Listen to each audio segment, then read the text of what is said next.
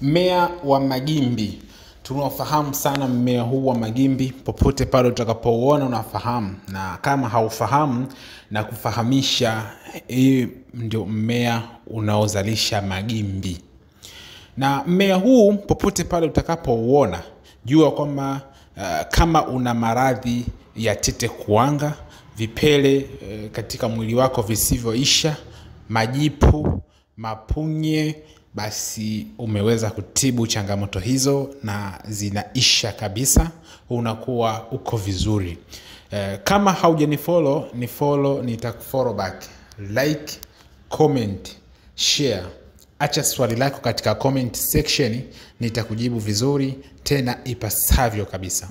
Mmea huu wa magimbi ni mzuri sana katika upande wa kuweza kutibu vipele mwilini mwako, majipu, tete kuwanga na hata mapunye yanayokusumbua mara kwa mara. Jinsi ya kuweza kutumia na kuweza kuondoa changamoto hizo ambazo nimeweza kukuelekeza, basi hebu nisikilize vizuri niweza kukuelekeza jinsi gani unaweza kaandaa na ukaweza kutumia na ukaweza kuondoa changamoto zote hizo.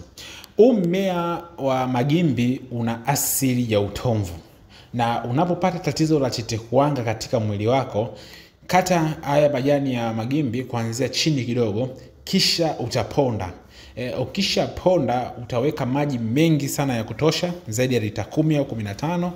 Nenda kaoge, yani kaoge katika mwili wako wote wenye changamoto ya tete kuwanga. Kama una changamoto hiyo ya tete kuwanga, basi kaoge yale maji ambayo yanatokana na huu mmea wa magimbi ambao umeponda ponda.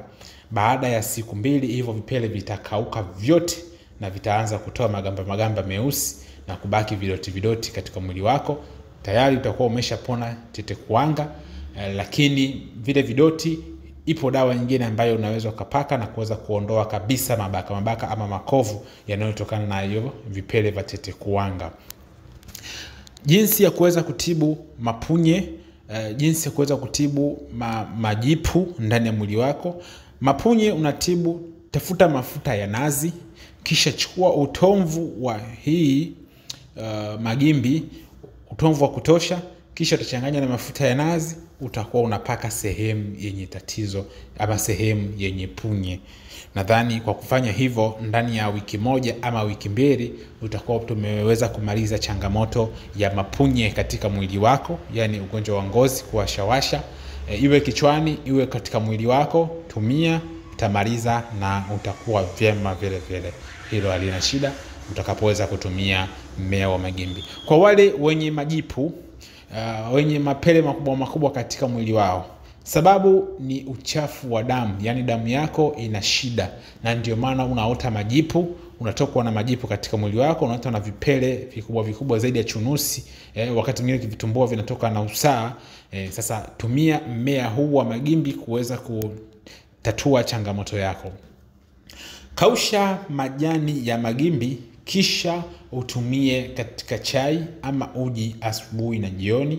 Unapokausha utapata unga wake. Sasa ule unga wake changanya katika chai au uji, tumia mara 2 kwa siku, asubuhi na jioni, kwa muda wa wiki 1, wiki 2 mpaka wiki 3.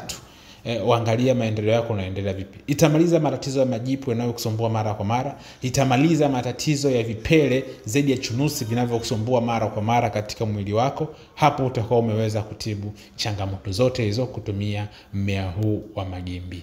Nikutakie kila la heri, lakini pia nikutakie siku njema. Lakini pia nakwambia mmea huu wa magimbi ni mzuri sana katika kuweza kutibu changamoto hizo nilizoweza kukwambia, hasa masuala ya tete kuwanga na hivyo vitu vingine nilivyoweza kukuelezea.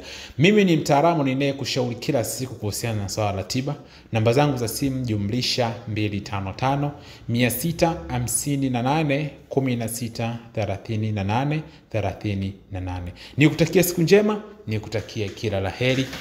Asante sana.